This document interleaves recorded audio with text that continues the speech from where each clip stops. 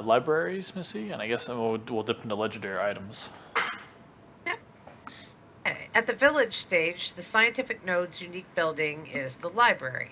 Players can use the library to access information, including but not limited to the following: history of narrative events and when they occurred, locations and last known quantity of gatherable resources, locations and inhabitants of new dungeons or POIs, points of interest, that have spawned, runic power stones for armor, common armor and weapon recipes, level 25 and under. So that's good. It tells you, where to go and where to get things. I guess it's just like your very basic first starting building of letting you know where to go and what your focus, no matter what it is, where things are that you want to do. So that leads us into legendary items. There is a small RNG chance of looting rare and legendary items or crafting materials from mobs based on the level, status, and type of mob. This also applies to harvesting resources with a gathering profession. There is a much higher chance that materials and unique recipes are dropped that can be used to craft items of equitable value. Legendary equipment is only dropped by legendary world bosses.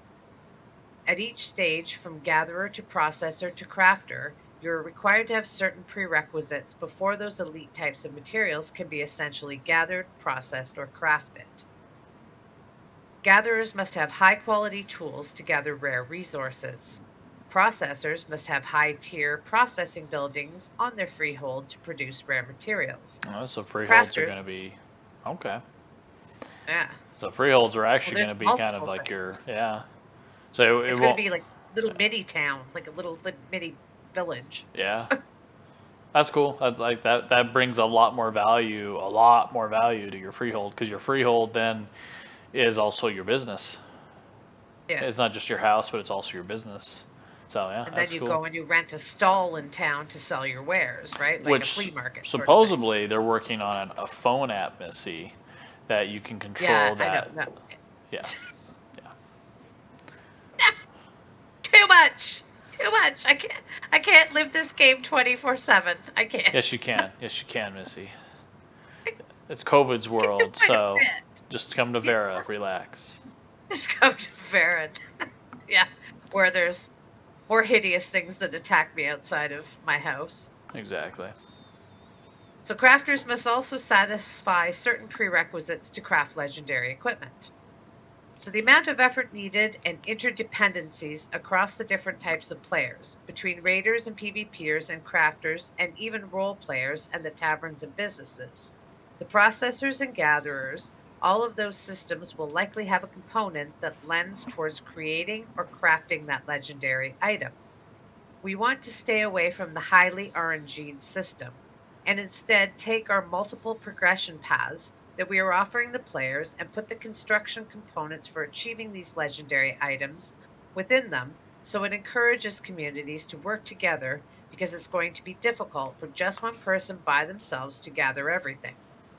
Not to say that they couldn't in an economic sense. By buying those components, that's possible.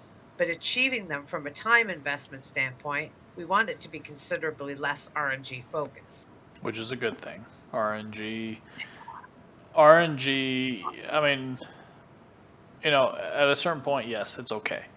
But when everything is RNG, times RNG to the power of RNG, squared by Could mean you RNG, never get your item ever. Like, it's yes, actually quite possible you never get something. exactly. And that's what sucks about World of Warcraft is at least with Shadowlands is looking like they should be fixing that. But yeah, it's like just have the boss drop gear. If it doesn't drop Like, plate, I'll after a rerun the couple times, boss. Yeah, it should give you like a 10% better chance or yeah. something. It. I mean, a lot of games do have that, but then for the most part, what keeps you playing is what keeps you paying. So Yeah, but a 10% chance doesn't mean it takes you all the way up to a 90% chance. no, Maybe if you've done it 200 times, maybe, right? maybe. Like, if you spend a year on something, then you should get it. Who knows? So the discovery of legendary items will unlock further chapters of the lore. Hey, thank you for the There are follow, A1. All right, thank you. A legendary weapon is easily distinguished by its visual appearance. It will be a very ornate and detailed weapon, more so than any other weapon or piece of equipment in the game. It will also include some awesome looking effects that won't be too gaudy. You know they won't be too bright and shiny so that it doesn't look good, but they will be subtle and people will notice it and know, wow, that guy has this weapon. That's kind of back to, the old way of doing things. Yeah, It's like, ooh, look at his weapon. He must have worked really hard for that. definitely. Legendary items are not intended to be temporary. A notable exception to this is Royal Mount. The fact there is only one of them, or very, very few of them, depending on what it is, I think that in and of itself is a balance component, right? And you need is a balance component, right? And you need to make sure that the players who are striving for those legendary things and who are devoting the time, energy, resources in order to achieve them are accurately rewarded. We do not intend on having legendary items that are temporary. Cool. Right. See that works. Yeah, woo.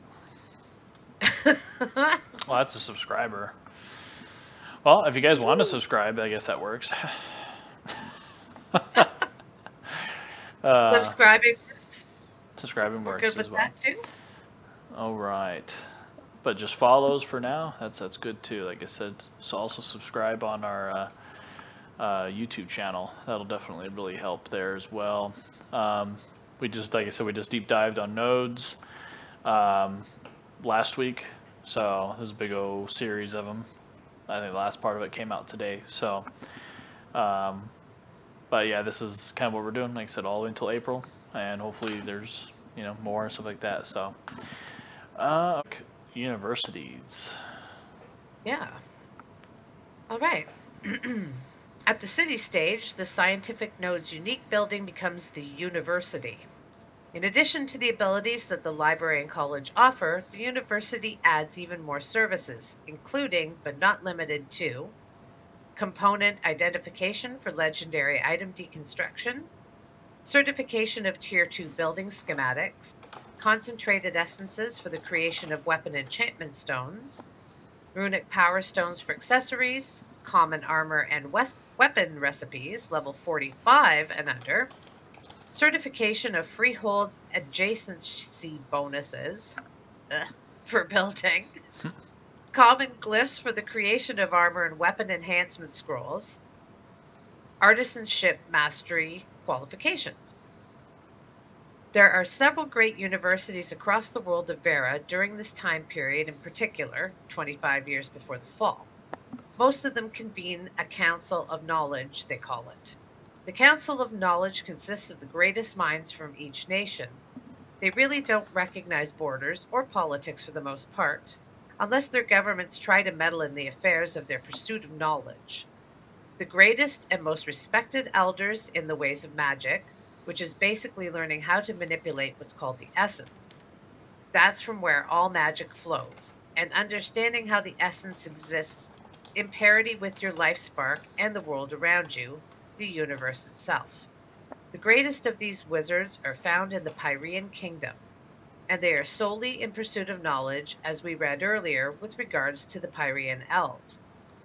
The essence is present in all magic. Divine, corrupt, it doesn't really matter. You can pervert the essence to bring about types of magic that are not divine. Be a little bit evil, I think. Right.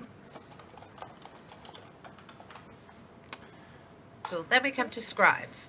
Yep. Scribes are members of a potential crafting profession in Ashes of Creation. Scribes can create scrolls or books. They want to be able to collect information about the events of the world as they see it from their point of view. For instance, nodes leveling up, they want to be able to take that information down and be the one to distribute it. So they're kind of like, the journalists. Yep. So world history. The Pretty history of each no. server will be tracked and visible to players.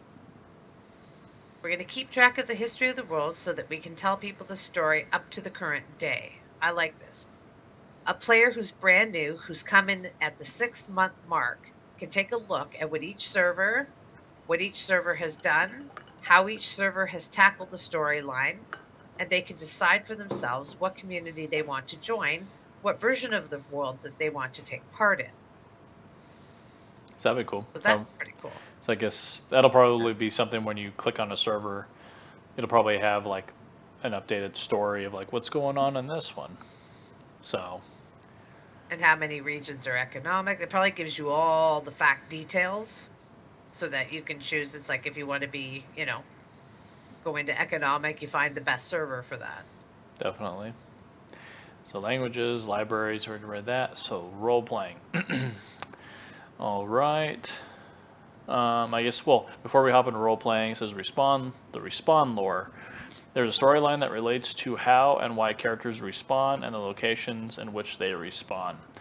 This will be revealed as players explore the game. So it's probably some type of magic, or one of the gods or goddesses resurrects you or something like that.